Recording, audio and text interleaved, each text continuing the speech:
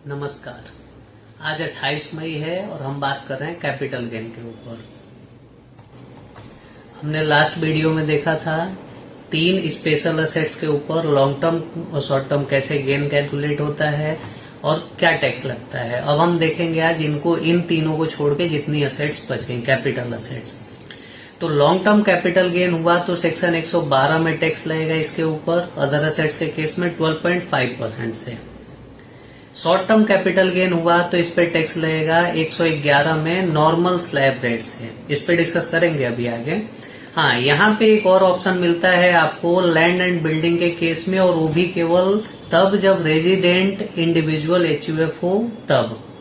यहाँ पे 20% का भी एक टैक्स रेट है, उस पर डिस्कस करेंगे अभी हम नॉर्मली देखते हैं लैंड एंड बिल्डिंग के अलावा कोई भी अगर असेट्स है इन 3 के अलावा और लैंड एंड बिल्डिंग के अलावा तो क्या टैक्स लगेगा 112 में।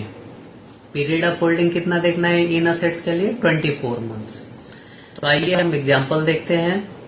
Section 112 other than land and building. Same example में मैंने गोल्ड कर दिया है, गोल्ड परचेज किया है हमने 16 जुलाई 2022 को, उतने ही अमाउंट में 3 लाख में 480 में बेच दिया है। पीरियड ऑफ होल्डिंग हमारा निकला 32 मंथ्स 10 डेज। तो ये हमारी लॉन्ग टर्म कैपिटल असेट हो गई। क्यों? क्योंकि ये 24 महीने से ज्यादा, 12 महीने नहीं, 12 महीने हम देखते हैं इसके केस में, ये 3 स्पेशल असेट्स के केस में। तो 24 महीने से ज्यादा है, इसलिए ये हो गया हमारा लॉन्ग टर्म कैपिटल असेट्स। इसके ऊपर हमारा गेन निकल के गेन कैलकुलेट करेंगे।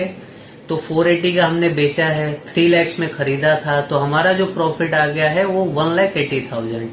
180,000 का 12.5% करेंगे हम, 22,500 आता है हमारा long term capital gain tax. ठीक है, अब हम